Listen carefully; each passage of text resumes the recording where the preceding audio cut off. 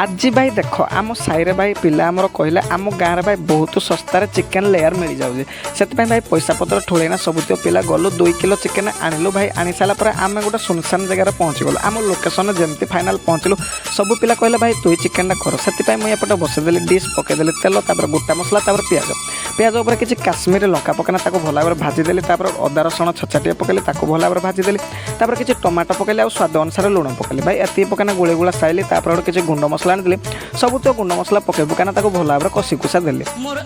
भाई पकईदेली किसी चिकेन को पकई सारापर तल उपर उपर तल कना भल भाव कषिदेली एपटे आम आलू छणा है एकाड़े पकई पकादेली आलू पकना भाई तल उपर तल करना चिकेन पूरा कषा फाइनाल रेडी करदेली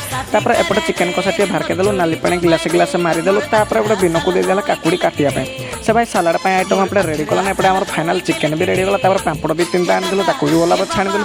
आम सब खाଇବା रेडी सब पिला बोइले चका मारी भाई समस्त खले बाड़ीदेलु भात सालाड पापड़ समस्त खाइले कले 1 नंबर लगे मुझे जो खाली मत कहली पूरा बोबाल।